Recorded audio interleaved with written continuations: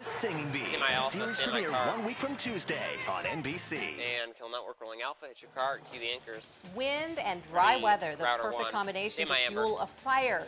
2 Central Coast fires keep crews on their toes. Go Amber, open router 1. It's all the rage, and some Central Coast residents are taking part in the iPhone frenzy. Find out who's camping out and who's not. Going Bravo, wiping clear. Californians get ready for some new laws to go into effect over the weekend, and one new law that many are confused about. Go Stacey, open and router a local 2. man swims with sharks and says it's safe. I'll have that report straight ahead. Action News starts now. Going Foxtrot, clear. Live from KSBY 6, the Central Coast's #1 local news. This is Action News at 6. Charlie and cue the anchors. Firefighters are keeping busy in San Luis Obispo County. First a brush fire, then a house fire, both within a few hours of each other. Hello, I'm Tony Coppola. Good evening, I'm Wendy Teese. A fire in Paso Robles claims a family's home today. It happened in a duplex near the 200 block of Olive Street just before 2 o'clock this afternoon. A woman that lives in the house tells Action News that when she came home, her house was in flames. She says her teenage boys were in the house at the time, but were able to make it out safely. One of the boys says he is unsure where or how the fire started. An attached unit also suffered some smoke damage and fire damage to the attic. Take 3. Earlier in the day, firefighters quickly put out a brush fire on the Cuesta Grade. The fire started just before 1 o'clock and was contained less than a half-hour later.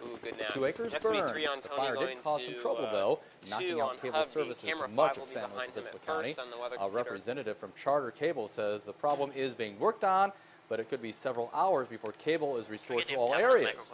Now, 2 weeks ago to the day, there was a similar outage, also due to a brush fire on the Cuesta Grade. Take 3. Local weather conditions certainly are not on the side of firefighters. For more on this, we go to meteorologist Dave Hovde. Take 2. Dave. Yeah, mixed news today, Tony, on this front, and that is in Northern California it's getting a bit better, but the lack of rainfall for the season is really making these fuels very dry, and the winds are up dramatically today. So let's take a look at what's going on across the state. Fire warnings dropped in Northern California by the Angora fire. Winds today southwest 10 to 20. But closer to home, the winds will be 25 to 45. Temperatures in the 90s in the mountains of Santa Barbara County. Relative humidity is low. So if a fire were to start any time over the weekend, it has a potential to spread quickly. And again, it's all because we didn't see much rain this year. You won't believe how low the totals are. I have those for you coming up. In one California city, setting an all-time record. Driest winter ever. I'll tell you where coming up. We'll see you in a few minutes. Until then, Wendy, back to you. All right, Dave, thank you. People who lost their homes and belongings in the South Lake Tahoe fire are returning for brief visits today to get a close look at the destruction. Evacuation orders have been lifted in many parts of town, and residents were given an hour under police escort to sift through the rubble. The fire is 70% contained tonight. 3,100 acres burned, and more than 220 homes were destroyed. Well, you may have noticed some smoke today from a large controlled burn in Monterey County. The burn was held on private property in the hills northeast of Salinas. Smoke and possibly ash may have been seen as far away. To the newsroom to adjust the newsroom shot. Across the country today, the doors opened at 6 o'clock at Apple and AT&T stores, and the iPhones are flying off the store shelves. Throngs of people stood in long lines in New York City, some waiting all night to get their hands on the Apple device, which will run upwards of $600 plus a service contract on top of that. The wait is also over in San Luis Obispo. iPhone mania has hit local streets too. Action News reporter Amber Lee is live outside the Apple store in San Luis Obispo to tell us about the craze. Amber. And open router 1. Wendy, well, just minutes ago, the Apple store opened at 6, and as you can see behind me, people are trickling in, trying to get in. Now, just within the hour, the line was about 30 people, and now there's more than 100, and they're still wrapped around the brick building, and all these folks are eager to get their hands on the highly anticipated gadget of the year. Delta sound package. Early this morning, the first to jump in line here at the San Luis Obispo Apple store was 15-year-old Eureka resident James Morrison. He traveled all the way here in hopes of getting the most talked about electronic gizmo that fits right in the palm of your hand. I was really excited because then I didn't have to wait in line past 6.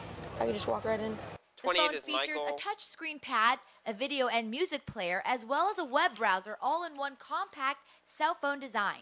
It seems like the form factor and just the just the style. I mean, Apple just kind of oozes its own brand of, coolness. And of course, there are those looking to flip a quick buck. Right now, actually, we've been seeing the 8 GB model going for upwards of $1,200. Hi, Amy, can you hear me? So, and actually, people are going really stir crazy right now. So, the sky's the limit. I know. iPhone's lowest model is selling for about $500 20 seconds, a pop. Amber. I think it's crazy. I don't like to spend my money that way. I usually just use the cell phone. I have a hard enough time using what I have on my cell phone, so it's not for me.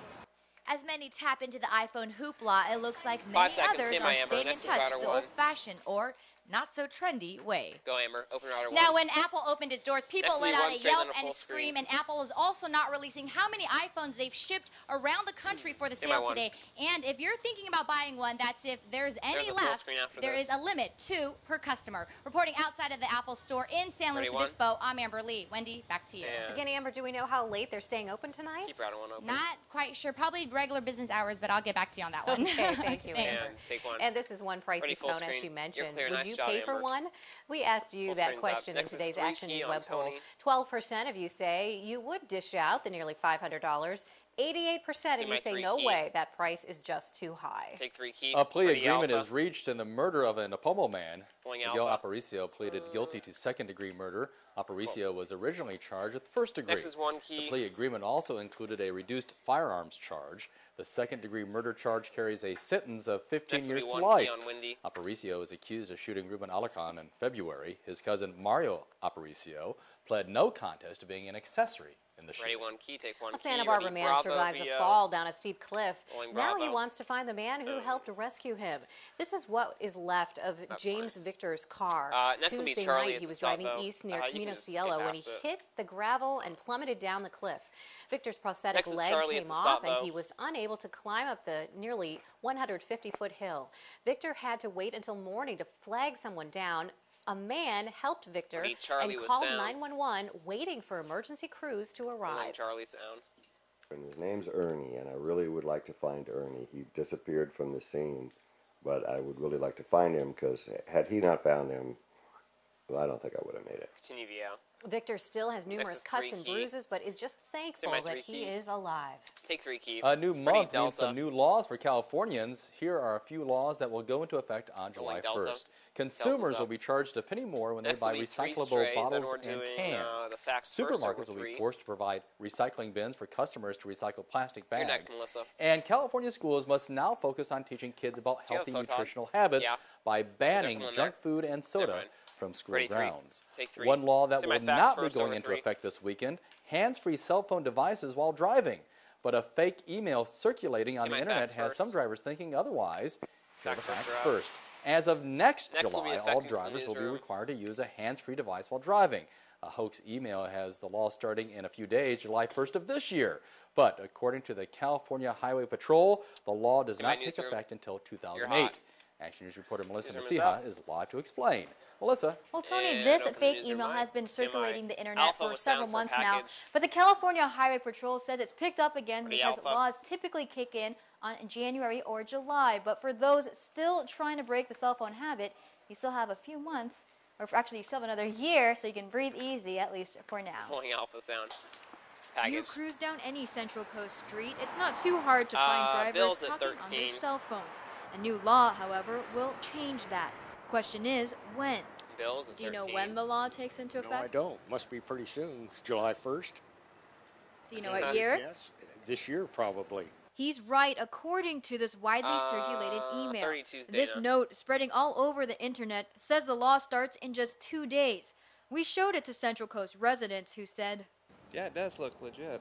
It depends on where it said it came from. I mean, sometimes, you know, you get stuff that looks for real, but it's not. But the California Highway Patrol says don't believe everything you read.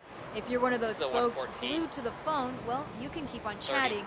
The new driving law starts next year. Whenever something comes up, the emails that go out, people get very confused and very concerned. Nola LaRose, president of Total Wireless, says Bluetooth sales have picked up this year, but she admits her customers aren't sure about the law either. I even have people, they suddenly think it starts tomorrow. 10 seconds. Like, what's new about Saturday? Say my newsroom. And while she says it doesn't hurt to get your hands-free device now. 5. No, it's not a bad thing, but we don't want to scare them either.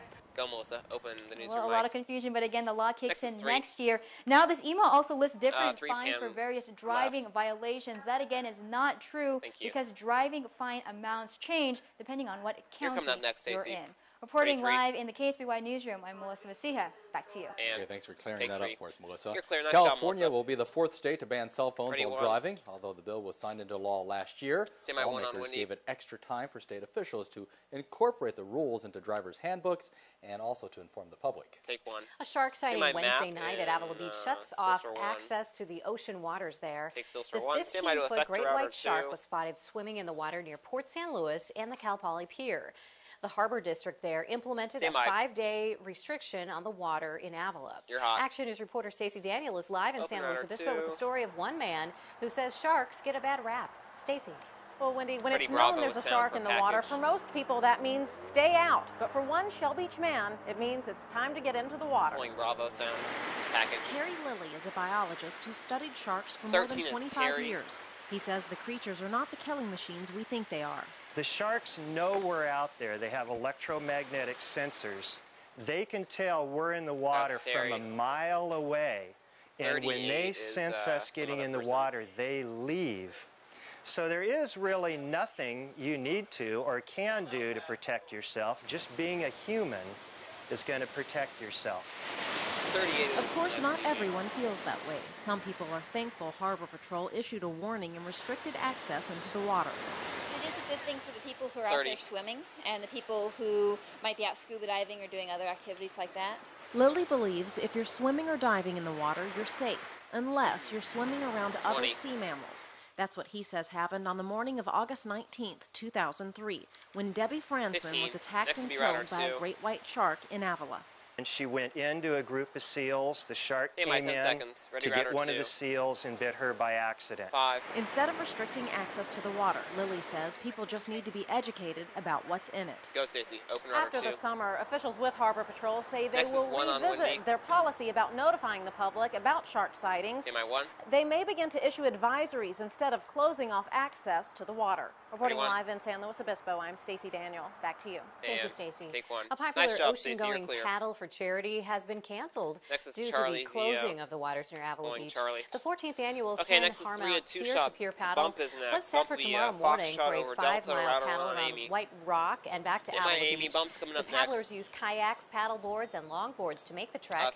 But due to that shark sighting, they've rescheduled the paddle for September 8th. Up next on Action News, Santa Barbara officials train for disaster.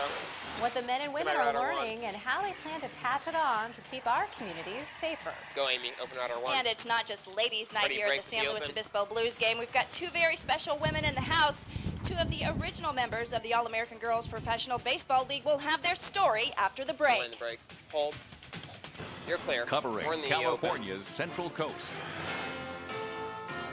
You're watching Tony Coppola, Wendy Teese, meteorologist Dave Hovde with TrueView 6, and sports with Andrew Masuda. This is KSBY 6 Action News at 6.